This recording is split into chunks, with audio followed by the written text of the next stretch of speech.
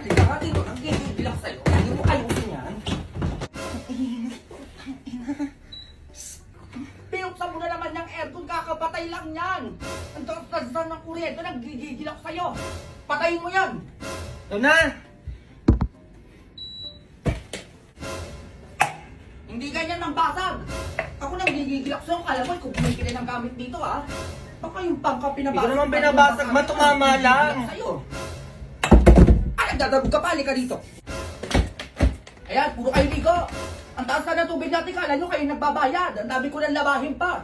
Sige, sinasabi ko sa inyo. Ito na nga, sabi ko na hindi na ako maliligo, ma, oh. Lobe, Hindi siya pwede lumabas. Magagalit ako. Mukha mo lumayos ha. Nanggigigil ako sa'yo. Baka matamaan ka sa... Matawag lang naman siya eh. Ayan, sipag ah. Hindi ka naman ganyan ah. Ano ah, alis ka? Hindi kita papayagan. Ano kaya ganyan? Ay, be, utang mo. Ay, grabe ka naman, be. Kailangan manungod kapag maniningil. Kylie, ang tagal na ng utang mo, be. At saka ang tagal ko na nagpi-PM sa'yo. Kita mo, hindi na nga kita nire-replyan. Hinangungulit ka pa. Pumunta ka pa dito. Eh, bakit naniningil? Wala ka ng pera? Kailan pa yung utang na yan? Ay, nung isang taon pa po yung utang niya na yun. Ay, Diyos ko, isang taon pa pala yan. Diyos ko, ang tagal-tagal na yan. Dapat wala na nga yan eh. Ay, di po pwede yun. At saka hindi naman po kayo may utang sa akin, yung anak niyo po. Ay, wala akong pakialam sa utang na yan. Ay, dapat lang po eh. Utang ng anak niyo yun eh. Tao ka, di ba? Tao ka. Eh, paano kung sa'yong gawin ni Kylie yan? Anong mararamdaman mo? Oo nga. Huh?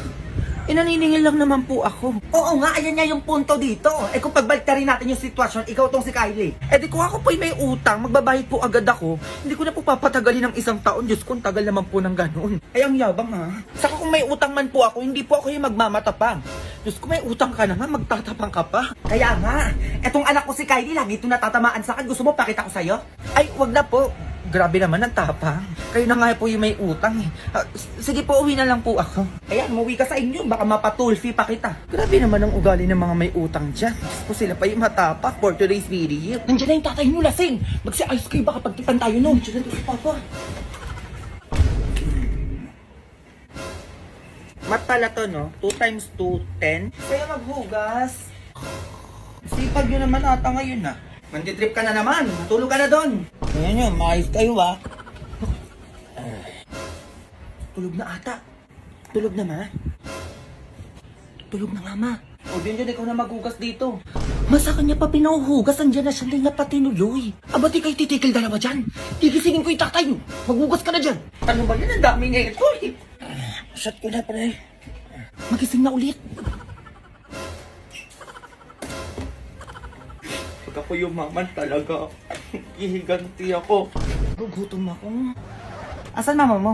Baw dito sa bahay niyo ha? Ay, pasok po kayo. Sige po. Mamay, bisita ka ma. Bari ba dito kayo? Napunta kayo dito, di kayo nagsasabi. Bakit bawal? Wala lang, bisita lang. Tsura mo Mars, kamusta naman kayo dito? Okay lang. Halika nga dito. O bakit ma? Mayayabang to mga to eh. Ah talaga? Ilabas mo yung magaganda nating plato tsaka mga baso dyan. Dalian mo. O sige, matay ka.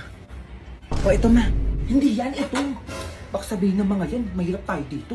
Ma, ito lang yung baso at plato na ginagamit natin. May ganyan palang pambongga. Saan mo nakuha yan? Ay naku, dami mong pang sinasabi. Basta nakatago yung mga ganito, pang bisita lang. O bumili ka ng tinapay dun ha. Kilala ko yung mga yan. Pumunta lang yan dito para makikain. Patay gutom yan eh. O, dalian mo para makaalis na. Sorry po, merienda.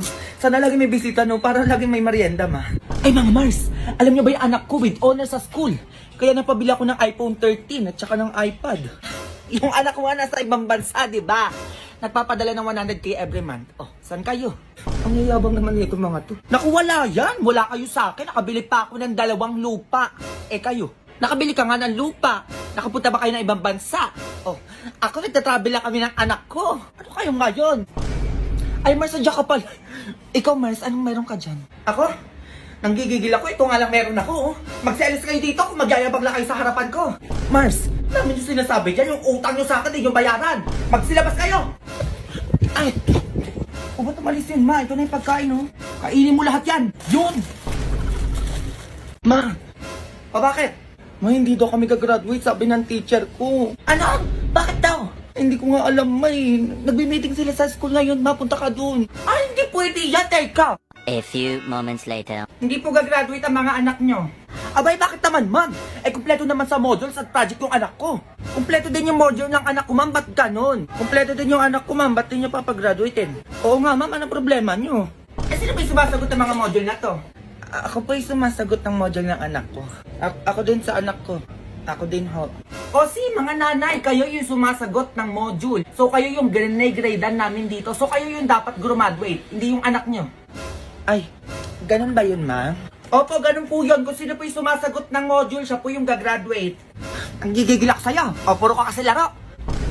After po ng graduation, mga nanay, kayo din po kailangan mag-aral ng junior high to senior high para sa mga anak nyo. Yes! Grabe, mag-aaral ulit kami, ma'am. Opo, mga nanay, panindigan nyo po yan eh. Kayo yung graduate eh. Nanggigigilak sa'yo bata ka? O, pinag-aral mo ulit ako? Ano? Umuwi ka sa bahay, manda ka? Ma, gets nyo ba? Ano, sasama ba kayo? Oo, be. Bay, sa taba! Ang iingay nyo, walang teacher sa harapan nyo? Hindi po kami yun, ma'am. Oo nga, ma'am. Si Junjun yun, ma'am. Ay, ikaw, Junjun! Ikaw magturo dito, ako makikinig dyan! Ay, magturo ka na daw, be. Go! Magsalita ka, di ba maingay ka? Okay, class dismiss. Ikaw, mama, iwan ka dyan, maglinis ka. Ano sabi mo? Bring your mother right now. Uy, ma'am, joke lang. Hindi ka uuwi hanggat hindi mo pinapapunta yung nanay mo dito, ha? A few moments later. Ma'am? Nanay ba yan ni Junjun? Ma'am, bakit niyo po ako pinatawag? Eh naku, ayan pong anak niyo. Sobrang pasaway po sa classroom ko. Eh ma'am, pasaway din tong anak sa bahay namin eh. Pinatawag ko ba kayo? Hindi naman po, di ba? Pag uwi po namin, kayo naman po papatawag ko, ha? Nanay, bagsak din po yung anak niyo, kaya pinatawag ko din po kayo. Bagsak? O Mars, ayun na, sampal ko! Nasa ospital na ko, ayoko naman nampal talaga, Mars. Ay, nanay, mali po pala, oo. Yung anak niyo po palang si Junjun, hindi po pala bagsak yan, opo. Actually, nasa top 10 pa po siya, ayan, no. Ay, top 10? Totoo ba yan? Oo, madam. Walang problema yung anak niyo. Ibang Junjun po pala yung may problema, opo. Sa kabilang section po yun. Wala naman pala tayong problema, ma'am, eh. Uwe, Junjun. Bye, ma'am. Sige po, ingat po kayo. Tulong mga kapitbahay! Uy, ma, ano yun? Pulis! Tulungan mo kami dito sa bahay. May something sa CR namin. Nasaan, ma'am? Mamang pulis, nandun po sa CR. Lumabas ka dyan! Uy, Mars, ano nangyayari? Mars, bakit nagkakagulo pa tayo, pulis? Pinapulis ka na ba ng mga inutangan mo? Sumuko ka na kung sino ka man nandyan sa CR. May mga pulis dito sa labas. Lumabas ka na dyan. Ano bang meron kasi sa CR? Oh, kasi sino ba kasi nandito sa CR? Eh, parang wala kang tao eh. May ano ba kasi yun? Ano kasi? May multo sa CR. Yung sabon, ang daming buhok, wala namang ulo. Baliwang puta. Ay, wala lang ba yun? Kasi akala ko minumulto na kami eh. Ay, Diyos ko. Sorry ah. Ay, kang babae ka. Halika na ka, paano pa magawa ko dito sa babaeng to? Baliw ka na, kala ko kung ano na yun. O iho, upo ka na para makakain na tayo. Dear Lord, marami pong salamat sa mga biyayang pinagkaloob niyo sa amin. Pagkakataon na magsama-sama ng Ay, may kuto ka. Ay, may kuto ko, patingin. Ay, wala na. Binalik ko ulit sa ulo mo eh. Na parang gago naman. Bakit mo binalik? Eh, narealize ko kasi din, kasi na may pamilya din siya. May pamilya silang binuo. Eh, ayoko makasira ng pamilya ng dahil sa akin, be. Tandaan mo, may buhay din naman sila. Be, kati lang yan. Kaya mong tiisin yan. Sa maling tao nga, natiis mo, kati pa kaya? Be, kaya be, please. Kapag may nakuha kang kuto dyan sa ulo mo, ibalik mo. Huwag mong patayin. Baka hinihintay siya ng pamilya niya. Ayoko magaya sa akin yung kuto na makukuha mo, be. Ang hirap malayo sa pamilya. Alagaan mo na lang, be, yung kuto mo. Paramihin mo. Mas masaya pag marami. Tama ka dyan, be. Aalagaan ko yung mga kuto ko para sa'yo. Tama ka dyan, be. Paparamihin ko. Pati mga garapata, bilalagay ko na sa ulo ko, di ba? Para bongga na. Pineapple ka? Wala nga, binaubos na eh. Gamot ang puta. Tara, doon tayo sa Watson, madaming tester doon. Pre? Oo, ganun, tara. Dito tester, eh. Dito lang. Tignan mo ba kami nakatingin ng ano, guard? Pag-ibasa. Doon may tester na doon tayo. Tara. Tester to? Oo daw, be. Dili mo ako naman. Ano mo, teka lang. Namobil ba kami tumingin, ha? Dili mo nga, be, kumaputi. Fresh na ako. Sabi doon tayo, pabango. Uy, be so in love. Ay, nung babango na may putok doon sa atin. Uso yan, dali. Esther, be. Ikaw naman. Ano ba kami tumingin, be? Dali, ang be.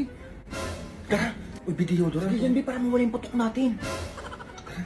Dali mo ako naman. May nakatingin, ha? Be, ikaw naman. Be, parang nakatingin yung guard, gago. Ano yan? Dali mo. Anong ginagawa niya, hoy? Be! Silabas nga kayo dito.